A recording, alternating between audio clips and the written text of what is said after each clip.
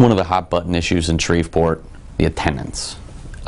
We had 27,500-ish fans at the game. How do we build that attendance up and get more people interested? Well, a couple of things. One, we've continually worked on our in-game experience. So by coming to the game, you'll get to experience a variety of things that you would not get to experience watching on TV, whether it's a flyover, a parachutist, seeing military officers get sworn in during the game, fireworks, just a whole variety. The post-game trophy presentation that we had confetti at this year, that in-game experience is important. But secondly, supporting the community, coming out to experience everything that we have to offer. It's our 3 to 4 hour time window to the world to showcase what we're about in Shreveport, Louisiana. That requires community buy-in to say, hey, this is what we're about, this is what we support, this is who we are.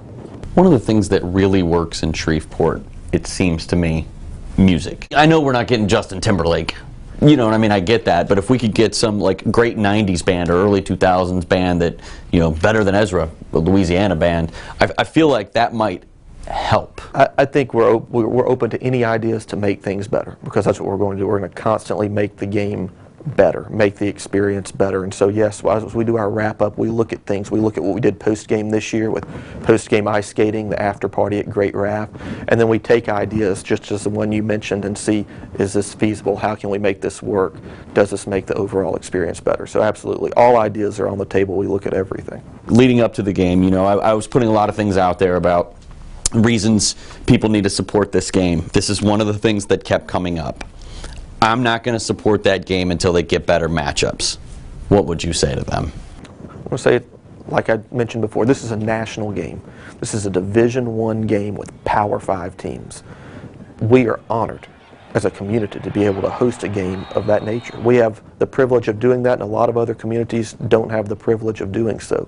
But I can tell you this, we want to get better. Just as those people want us to get better, we want to get better. We want to get better in selection order. We want to get better in our matchup. Until we play the national championship game here, we have something to strive for to get better. So we're looking at that. We're in the middle of those conference negotiations. I can tell you all options are on the table. We're looking at where we can get the best selection order for the best value to create the best matchup here in Shreveport. This used to be a Big 12 game, and I obviously understand why that went away at the last negotiations.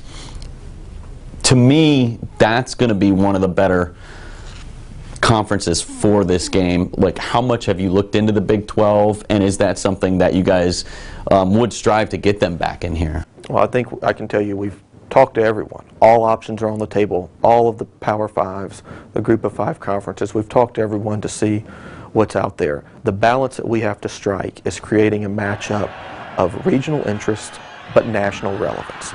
So at the end of the day, and the highest selection order. So at the end of the day, we're going to create that matchup that people are interested in here in our region, but the national TV market, it's attractive for them, and create that balance to have that matchup.